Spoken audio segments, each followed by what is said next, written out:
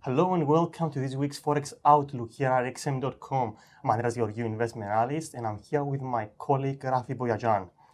So Rafi, it's been an eventful week. We had the world's most influential central banks completing their meetings. We had the release of important data out of major economies.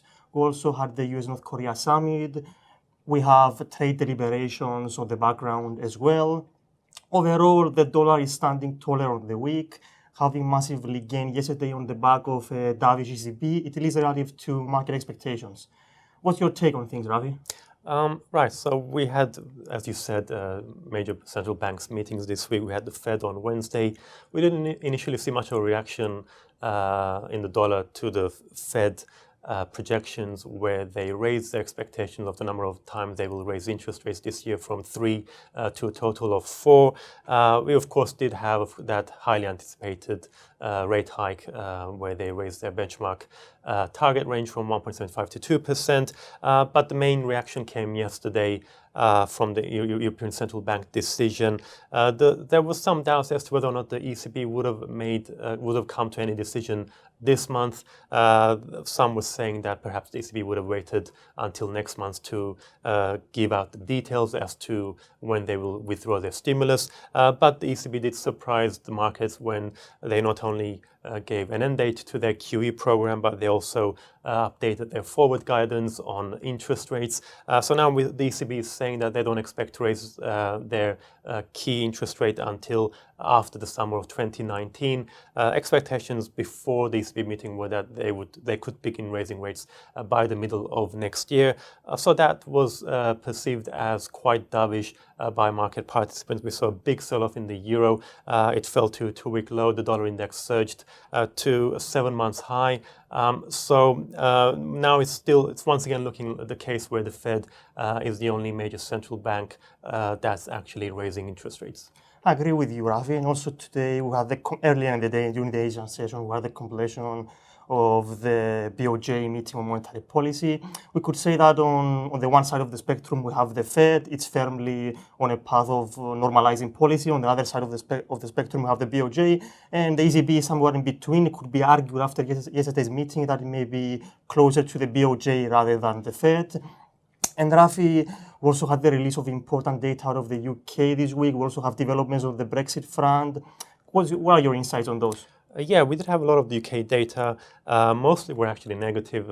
Inflation also, once again, for the third month running, came below expectations. We saw a big drop in manufacturing output in April. The job figures were somewhat mixed, although there was strong jobs growth to the April quarter. Wage growth slowed. The only positive, strongly positive figure was yesterday's retail sales numbers, which, although it came far above expectations, sterling nevertheless fell alongside the euro, mainly because, as you mentioned, we've got Brexit developments. We're seeing the rebellion within the Prime Minister Theresa May's Conservative Party, which appeared to have been quashed midweek when they had that vote in Parliament on amendments to the EU withdrawal bill. The rebels aren't happy with the compromise that May is willing to give them on the meaningful vote aspect of that bill. So we could next week, when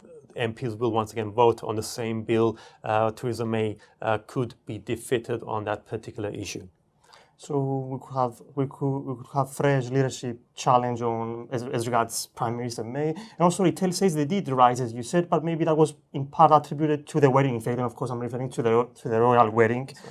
But Rafi, you're working on a report on the most important releases and events for next week, and I'm interested. What should we be paying attention to? We've got quite a lot of data coming up next week. We've got Canadian inflation and retail sales. New Zealand GDP numbers for the first quarter will be watched. We're also going to have inflation numbers out of Japan.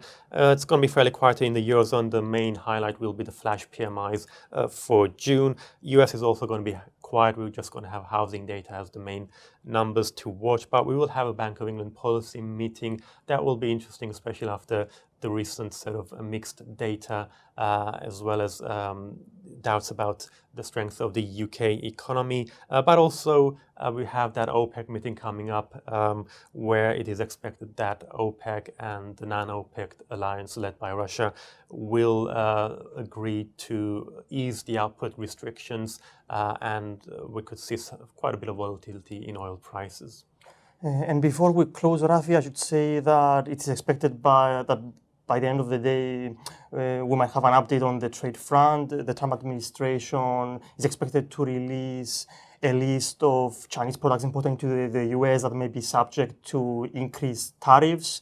And it's going to be interesting to see how China will respond. Maybe we'll have an escalation of tensions that is likely to affect dollar yen. We could see funds being diverted into safe haven assets and out of riskier assets such as equities and risk on currencies such as the Australian dollar.